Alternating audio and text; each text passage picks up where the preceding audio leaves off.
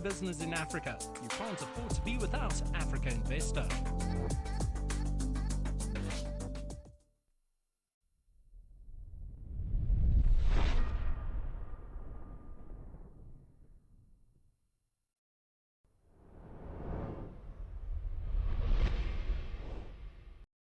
Dear friends and partners, it's a genuine pleasure to be a champion and part of this COP27 Just Transition Investors Alliance, JTIA, initiative launch.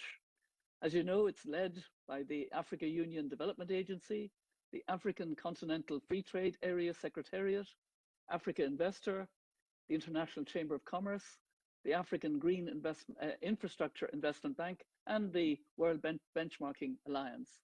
I applaud your leadership with the timely conception and launch of this transformative institutional investor-public partnership leadership platform.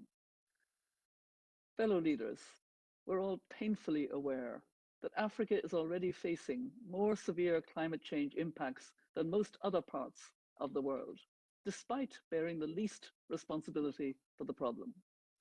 With nearly 1/5 of the world's population today, Africa accounts for less than 3% of the world's energy-related carbon dioxide emissions to date, and has the lowest emissions per capita of any region. Africans are already disproportionately experiencing the negative effects of climate change, including water stress, reduced food production, increased frequency of extreme weather events, and lower economic growth, all of which are fueling mass climate migration internally in Africa and externally, and also climate displaced people. Over 640 million Africans don't have access to energy, corresponding to an electricity access rate for African countries at just over 40%, the lowest in the world, with clean cooking only reaching 1/3 of the continent, with approximately 890 million Africans, and of course, mainly women, cooking with traditional fuels. On the climate finance side, Africa needs to mobilize $3 trillion for its nationally determined contribution projects by 2030, while the world only mobilized 2.8 trillion for renewable energy investments in the last 20 years, between 2000 and 2020, of which Africa only received 2% of that global sum.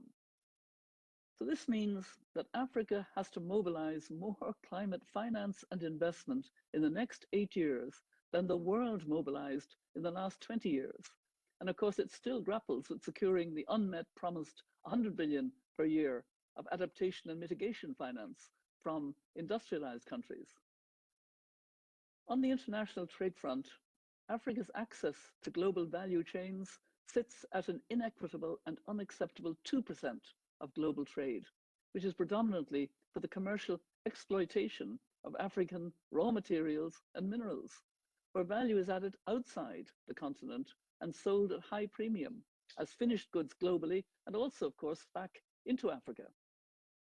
In our interconnected and interdependent world, these are painful realities that need to be practically addressed. Not only for Africa to meet its climate goals, but in recognition that if Africa doesn't meet its climate goals, the world as a whole won't meet its climate goals.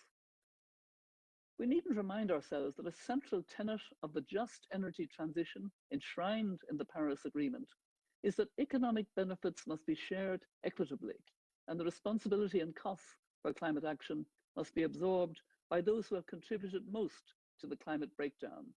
And as we gather in support of a successful COP27 presidency, a just transition will be at the heart of all discussions and negotiations. Business and human rights, market access, global procurement and place-based impact investment decisions to access the new $10 trillion per annum and growing global green industrial economy are powerful tools within our control to equitably lift millions of Africans out of poverty with dignity, especially the most vulnerable in carbon industry intensive places and geographies, such as mining towns and cities that will imminently become stranded destinations with the phase down and out of these industries, inhabited by local communities dependent on those same carbon-intensive industries for their livelihoods. So I applaud and I welcome the innovative approach of the Just Transition Investors Alliance, JTIA, being that it's founded on an overarching theory of change. And it's important for us not to understate Africa's abundant and incredibly valuable asset base through its in-demand natural capital, sun, wind, hydro, especially for green hydrogen, for example. Also, its superior endowment of key mineral resources, critical for the green technologies that will drive the global transition, along with its land and, of course, its young human capital that's available aplenty. This all means that Africa's investment case is clear to those who care to want to find it.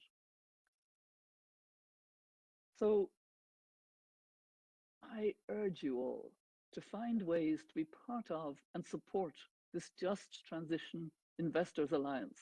And I personally look forward to working with each of you to drive the success of this initiative and see that no one gets left behind. So once again, warm congratulations on this launch and all the best in its implementation. Thank you.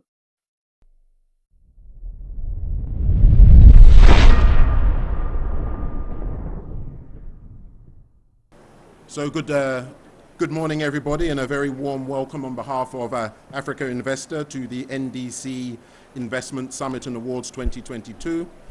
My name is Dr. Hubert Danso, and I am the chair for today's summit, and a very warm welcome to you. Friends, we are gathered here today on the eve of COP27's Finance Day against some very unprecedented stark investment and green finance realities. There are three that I'm going to highlight. Firstly, Africa's need in terms of the investment opportunity of $3 trillion for nationally determined contributions by 2030 comes against the backdrop that Africa has only mobilized, the world has only mobilized $2.8 trillion US dollars in the last 20 years, and of that, Africa received just 2%. Secondly, the world governments, MDBs, global development finance institutions, and civil society organizations alike recognize there is no single pathway to net zero without the exponential increase of institutional assets being deployed for African projects and opportunities. And thirdly, there is absolutely no option or question that we need to urgently advance institutional investor-public partnerships and co-create and implement future-fit business models and platforms to make mobilizing private capital at scale for African NDCs the expectation and not the exception. At COP26, Africa Investor and the African Green Infrastructure Investment Bank undertook to work with our advisory board members on a COP27 institutional investor consultation process to identify and prioritize investor-led capital mobilization, Scope 3, and Just Transition initiatives to present them during this COP here at COP27, our African COP. Our overarching goal at the heart of the consultations was to design and deliver greater public-private finance mandate alignment and more catalytic pathways that fast-track and scale private capital's participation in the continent's green transition, implemented through institutional investor-public partnerships such as the African Green Infrastructure Investment Bank. As many of you know, the African Green Infrastructure Investment Bank is an African Union-convened and supported African institutional investor-led global green finance platform to catalyze private finance for Africa's climate transition. As the African Green Infrastructure Investment Bank, we recognize that our market on the continent for green finance is fragmented and lacks platforms to mobilize institutional capital at scale, and we were therefore established to be an investor in and manager of green infrastructure assets with a particular focus on co-developing and investing in both public and privately originated bankable African NDC projects. The African Green Infrastructure Investment Bank is really working to mobilize other private capital crowding in additional finance with a careful attention not to displace private finance. As the largest consortium of African and global institutional investors focused on African climate investment opportunities, we are committed to building. We're committed to building and strengthening the African green infrastructure investment market and not simply serving it. So ladies and gentlemen, we have 3 core objectives for this summit being held today on the eve of COP27's Finance Day, which should in our view be a finance and investment day. But our 3 objectives are firstly to launch our asset owner-led proposals, initiatives and platforms addressing investor bottlenecks raised at COP26 to assist mobilize and de-risk private capital at scale to meet our $3 trillion worth of investment opportunities under our NDCs by 2030. The second core objective for today is to discuss and really generate recommendations on how institutional investors as universal owners can continue to provide leadership and solutions to support Africa's just energy transition, mobilize private capital at scale for African NDCs in support of the COP27 presidency and beyond. I think it's been stated very clearly that this COP should really be the COP of solutions. And then third and finally, our goal, one of our key goals for today is to promote African NDC investment success stories through the Africa Investor NDC Investment Awards, which will take place at the end of this particular summit. So in conclusion, I'd also like to thank our partners for their valuable support in making this summit possible. The African Union Development Agency, AUDA, the Continental Business Network, the International Chamber of Commerce, the African Green Infrastructure Investment Bank, the International Energy Agency, Deloitte, DLA Piper, Frost & Sullivan, Descartes, and the NDC Partnership. Specifically, I'd like to thank the NDC Partnership leadership, led very ably by Pablo Vieira, who is the Global Director, and Guli Sabahi, the Senior Advisor for Climate Finance, and especially its Africa team, led by Margaret Baharia, the Regional Manager, and her dynamic team. I'm told that she's not here, but she'll be on her way, but John Heeman is here. So with these brief welcome remarks, I just want to stand on protocol and ask you to give a very warm welcome and recognition to Her Excellency Nados Bekele Thomas. If we can give a round of applause for our dignitaries, please. And if we could also recognize the Right Honourable Raila Odinga, the African Union High Representative for Infrastructure Development. So it's now my pleasure to call on Her Excellency Madam Nados Bekele, the CEO of the African Union Development Agency, or also known as our fearless leader, to come and give her opening keynote remarks. Thank you.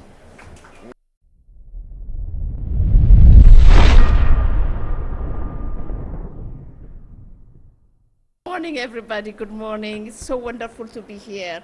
The Honorable Prime Minister, Honorable Raila Odinga, it's so wonderful to see you here in your capacity as the Special Envoy for Infrastructure for the AU. It's so wonderful because we've had the opportunity of working together in Kenya in 2 occasions, and for me to have this opportunity to be partnering with you is a great pleasure, and welcome. Dr. Hubert Danso, the dynamite, and I always say that in our work there are those that are working to earn their living, and there are those that are working with passion to make a difference, and you are one of them, and I'm so happy to be associated with your work. All those that are here partners, those that are here and those in absentia, I would like to greet you and to salute you, especially the NDC partnership, the investment leaders, and I would say all protocols observed. good morning to you.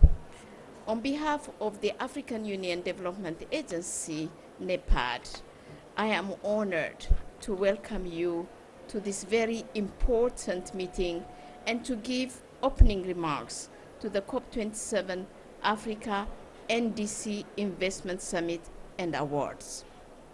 Given the scale and size of our 3 trillion climate financing opportunities by 2030, we are delighted to co-host this timely African NDC Investment Summit and Awards and present our COP27 African Green Infrastructure Investment Project. Awards ceremonies symbolize moments where we stop and reflect and celebrate the courage, commitment, and sacrifice of others. One may think of award ceremonies as a finish line in the race towards a goal. However, I believe that award ceremonies are yet another starting line, a call to demonstrate even more courage and commitment, and even more sacrifice in order to make good on our promises and in order to bridge our ambition with action. I invite you all to reflect on the wise words of Rabbi Hillel. If I am not for myself, who am I? When I am only for myself, what am I? And if not now, when? There is no plan B. There is no planet B. This is it. Ladies and gentlemen, everyone present in this room is aware that there is great opportunity before us to mobilize the global institutional infrastructure investment community to translate, de-risk, and mitigate long-term green infrastructure and NDC projects in order to achieve competitive, risk-adjusted returns for mutual rewards. The African Union 5% Institutional Infrastructure Investment Agenda, led by the Continental Business Network and endorsed by African Union Heads of State, is recognized as a key private capital engagement strategy by the African Presidential Infrastructure Champion Initiative. This 5% agenda is our African asset. It is our African Asset Owners Partnership Compact, with African Union Heads of State to increase investment allocations to infrastructure to 5% of assets under management under a new, more aligned institutional investor public-private partnership framework, similar to that used extensively by Canadian and Australian pension funds very successfully as global infrastructure investors. As stated last year at COP26, we are delighted to be launching the model law on institutional investor public partnership, in brief IIPP, after extensive consultations with domestic and global investors, governments, businesses, development finance partners, project developers, the blended finance community, foundations, and philanthropists.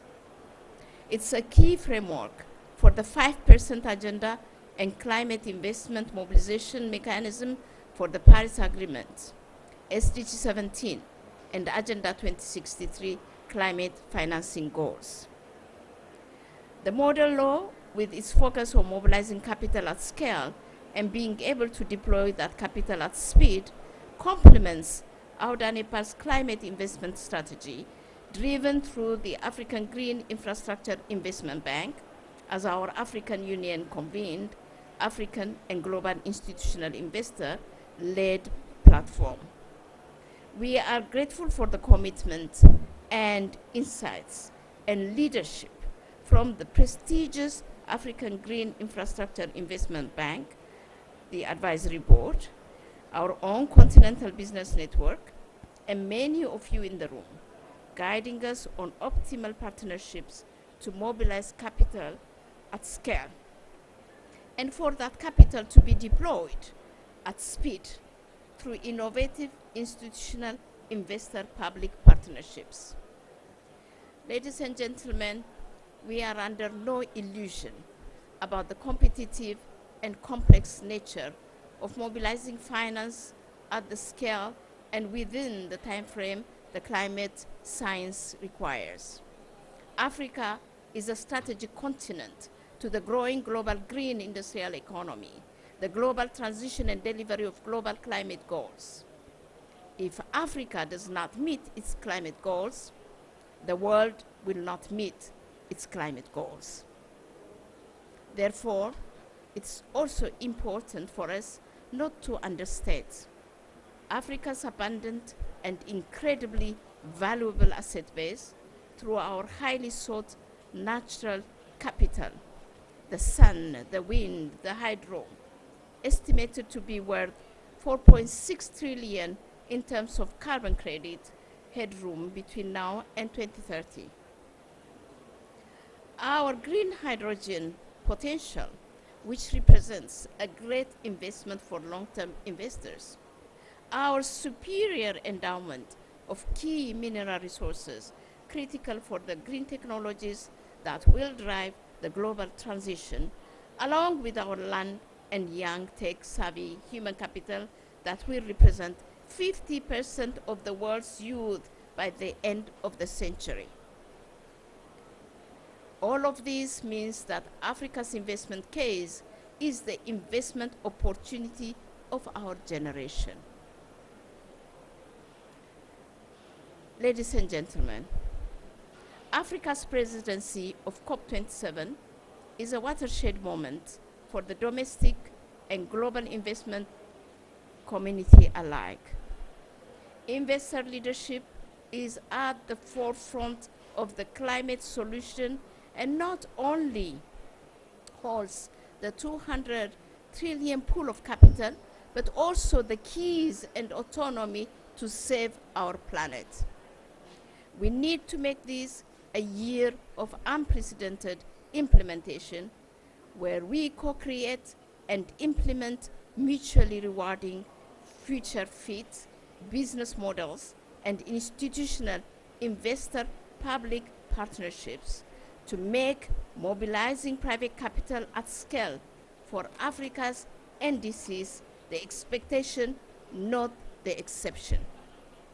We are therefore proud to co-host the inaugural African NDC Investment Awards, designed to inspire speedy implementation and greater ambition across all NDCs.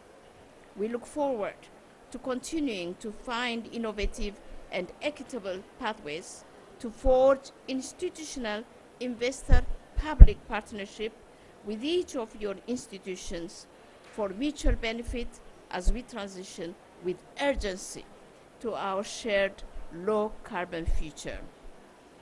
Ladies and gentlemen, in closing, I would like to end as I began, with the words of Rabbi Hillel. If I am not for myself, who am I? Where I am only for myself, when I am only for myself, what am I? And if not now, then when? Indeed, if not now, then when? I thank you. It's now my distinct pleasure to call on the Right Honourable former Prime Minister Raila Odinga to share a message with us. The floor is yours, sir.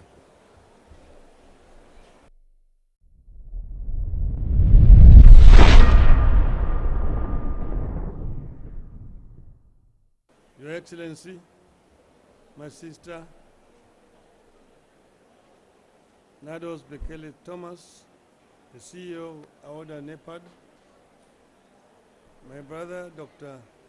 Hubert Danso, the chairperson of the African Union Development Agency, Continental Business Network, Distinguished guests, ladies and gentlemen, good morning. I feel I'm delighted to have opportunity to be with you here this morning to talk about a subject which is of great importance to our continent.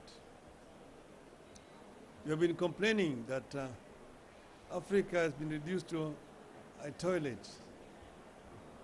The rest of the world shits, and Africa is left to clean the shit of the world. Somebody say, why doesn't Africa throw back the shit also at the northern world? And then it's meaning that Africa should also do the polluting. But then I said, no, Africans are more human. They say that two wrongs do not make a right, and that we want to show the world that it can be done differently.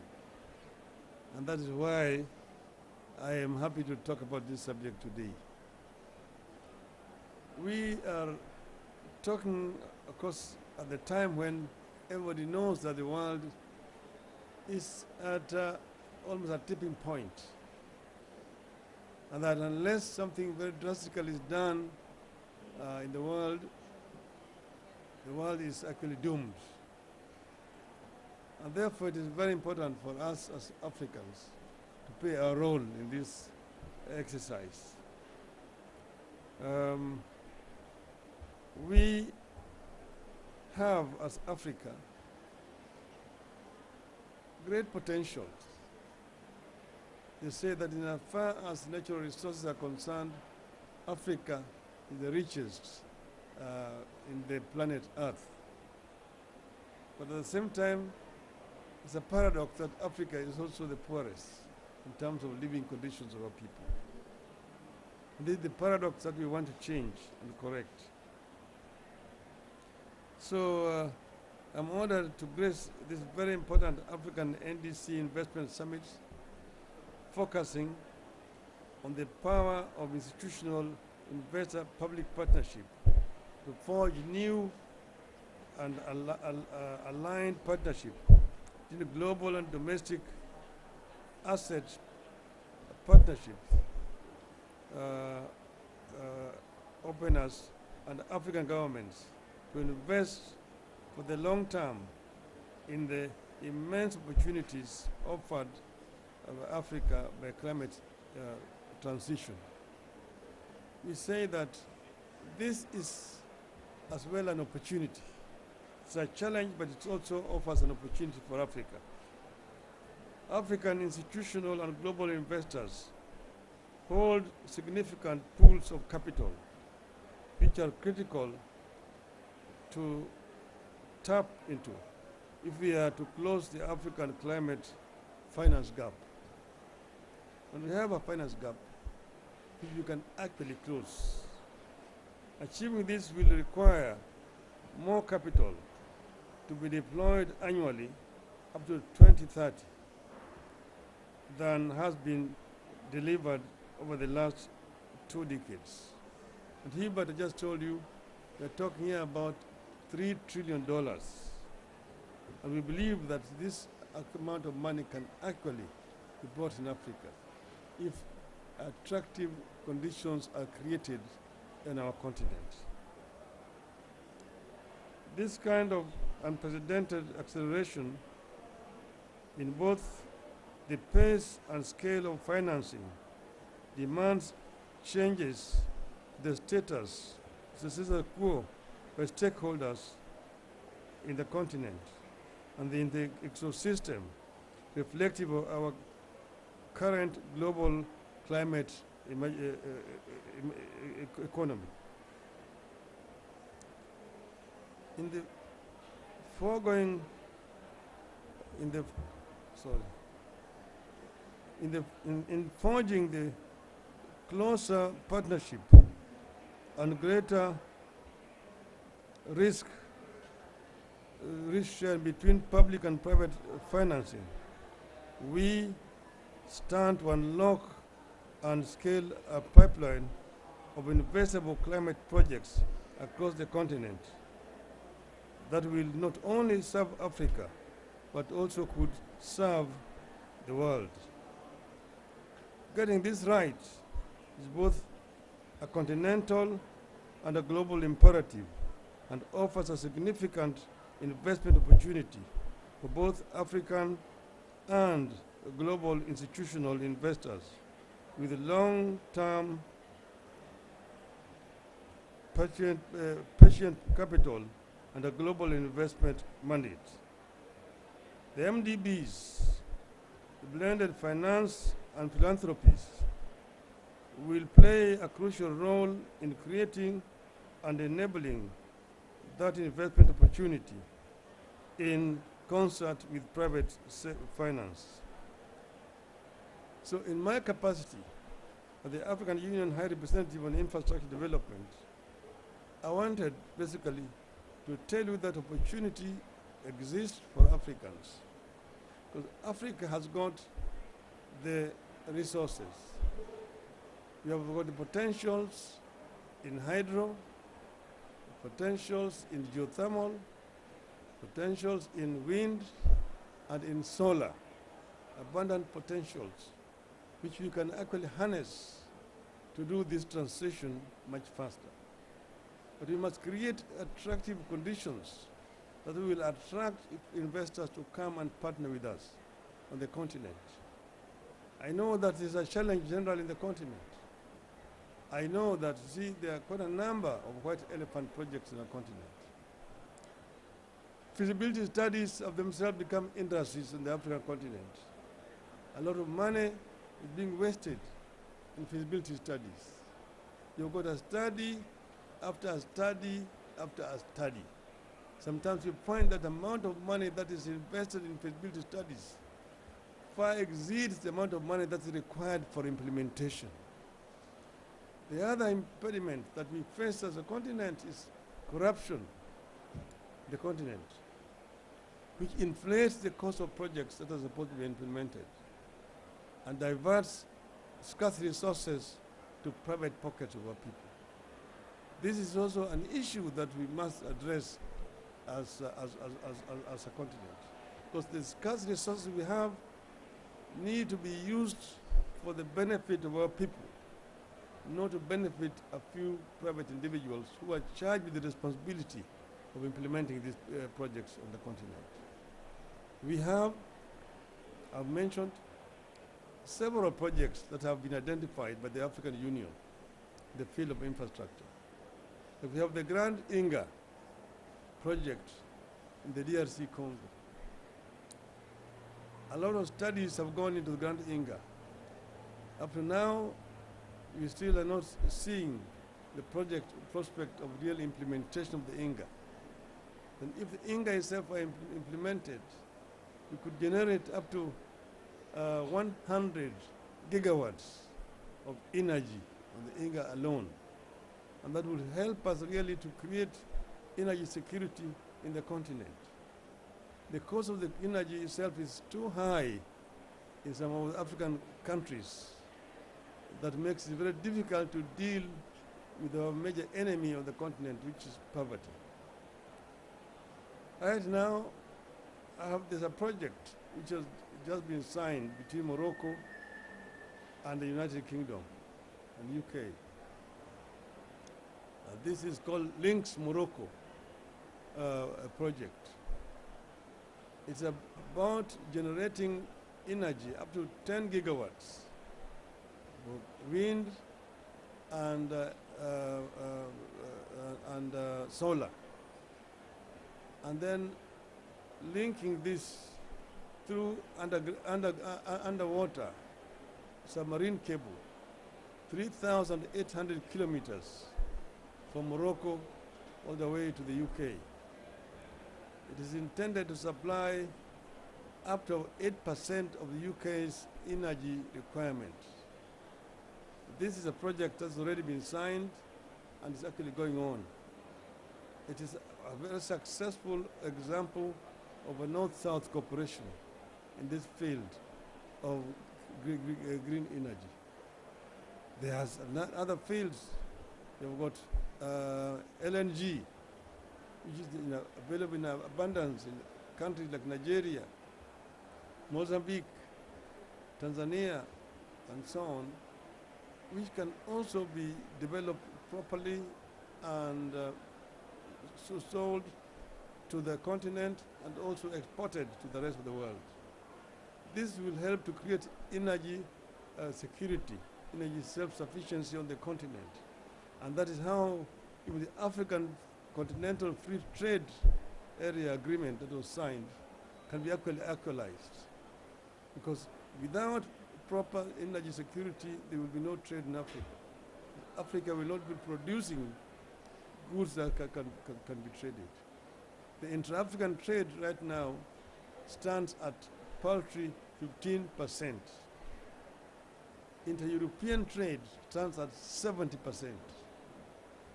Inter-Asian trade stands at 50%. Africa trades very little with itself. Why? Because of lack of infrastructure on the continent. That's one of the major constraints in terms of trade among the African countries. We need to expand this. We need to have energy security and the rest of other infrastructures that I'm dealing with. The Trans-African highways, the Trans-African high-speed railway network are some of these other projects which we have in the pipeline. And then also the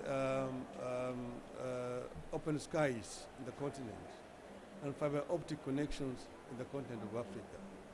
I see a bright future, but only if Africa can be able to create attractive conditions to be able to come together with the private sector from outside our continent for faster socio-economic development in our continent. I thank you.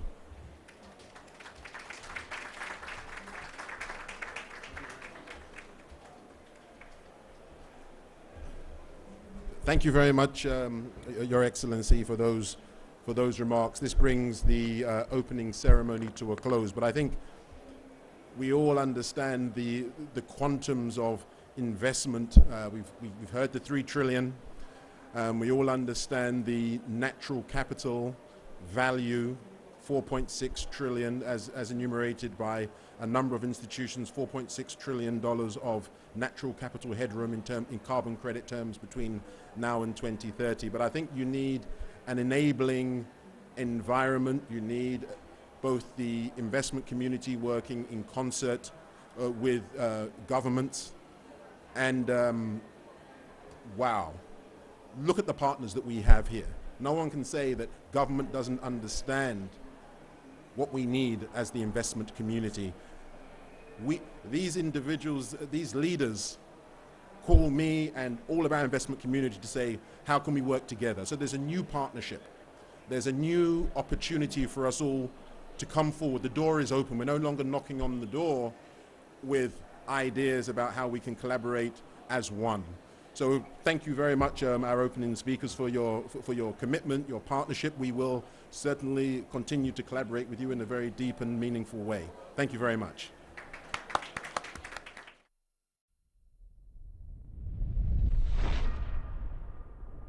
Doing business in Africa. You can't afford to be without Africa Investor.